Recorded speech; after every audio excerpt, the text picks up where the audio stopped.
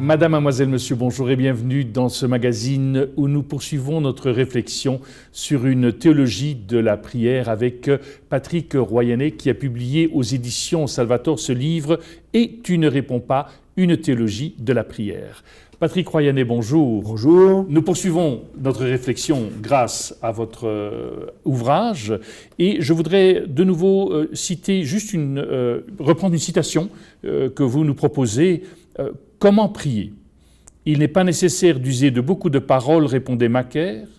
Il suffit de tenir les mains élevées et de dire « Seigneur, comme tu le veux, comme tu le sais, aie pitié de moi ». Cette citation, donc Macaire est un père du désert. Les pères du désert, ce sont des chrétiens qui se retirent en Égypte, en Anatolie, en Syrie et en Palestine au IIIe, IVe siècle. On les appelle ermites, mais ermite pour nous, ça veut dire tout seul, un père du désert, désert en grec, érémée, donc c'est pas des ermites tout seuls, puisque en plus ils vivent plus ou moins en communauté. Et donc il y a parmi eux des pères qui aident les autres à avancer dans la vie chrétienne et dans la vie de prière. Macaire en est un. Et on a rassemblé, la tradition depuis longtemps a rassemblé ces paroles des pères du désert sous le terme d'apophthegme, petite sentence, et donc il y en a plusieurs collections. Et ici, cet apophthegme, le premier qui l'a fait découvrir, c'est Michel de Certeau qui le cite. Après, on peut retrouver dans les textes. Et on a ici quelque chose de très important dans la suite de ce que nous avons déjà dit. Une relativisation de nos paroles dans la prière. Les paroles ne sont pas là pour fléchir le Seigneur ou pour le renseigner. Il est déjà au courant mieux que nous-mêmes. Elles sont là pour exciter en nous le désir de Dieu. On pourrait rajouter que nous ne prions pas déconnectés de notre monde, de telle sorte que ce que je dis dans la prière, les paroles qui vont m'aider à exciter en moi le désir de Dieu, sont construites, façonnées avec les soucis, les joies, les peines, les préoccupations qui sont les nôtres. Et nos prières universelles ne sont pas là pour fléchir le Seigneur, ne sont pas là pour le renseigner ou pour lui laisser faire le travail à notre place, la paix dans le monde.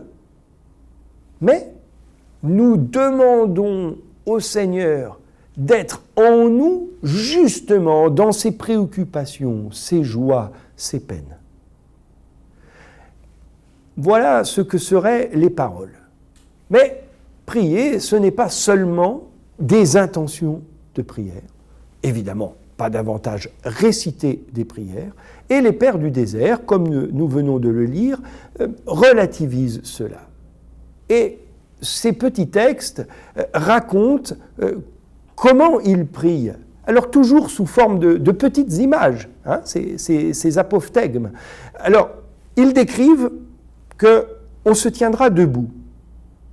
Bien sûr, on peut prier à genoux, voire couché, mais on se tient debout parce que c'est la position du ressuscité. Et que prier, c'est déjà être relevé par le vivant. Deuxièmement, on se tiendra les mains levées.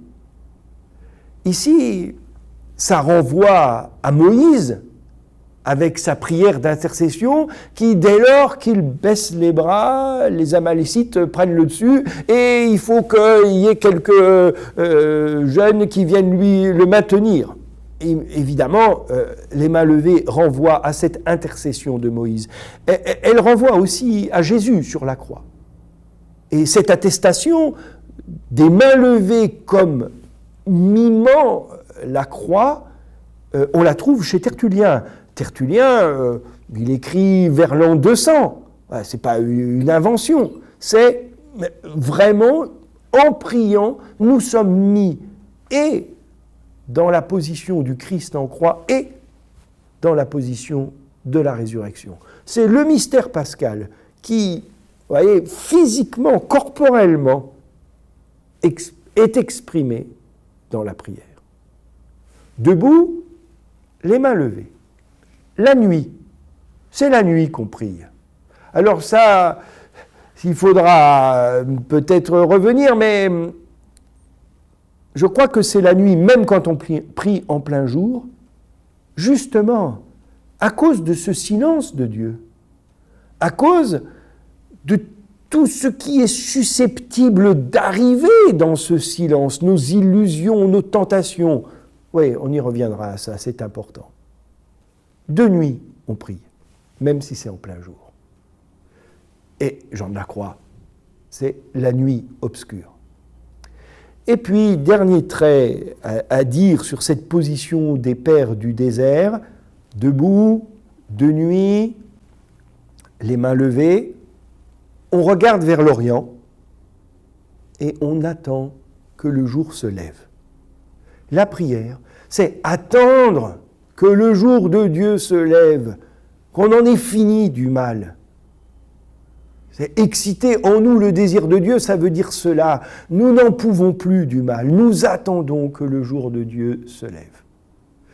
Voilà, dans cette petite apophthegme des pères de l'Église, des pères du désert, je crois qu'on a toute une catéchèse de la prière.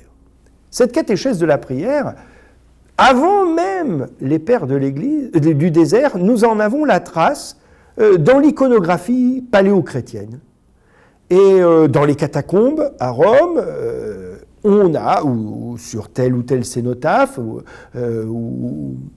tombeau, on a la position de l'orant, plus souvent d'ailleurs de l'orante, c'est souvent une femme.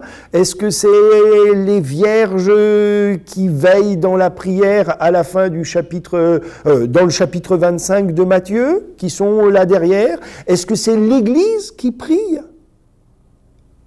Bon, certains disent c'est l'âme du défunt, moi je ne le crois pas trop, je crois plutôt que c'est le chrétien qui est en quelque sorte personnalisé par l'Église et par les vierges de l'Évangile, et nous sommes donc ainsi représentés debout, les mains levées. Alors on trouve ça donc dans l'art chrétien, le premier que nous ayons, paléo-chrétien, funéraire. Il est repris, ce thème, dans quelques chapiteaux romans, et on ne sait pas trop comment, sans doute il transite par les enluminures médiévales, et c'est l'illustration du livre qui a été retenue. Ici, c'est un orant que j'aime beaucoup parce qu'il a un côté primitif, presque enfantin. On dirait un dessin d'enfant. C'est un chapiteau à Cruas, une grande église d'un petit village dans la vallée du Rhône, en Ardèche, où on a toute une série de chapiteaux, tous plus merveilleux les uns que les autres, du XIe siècle.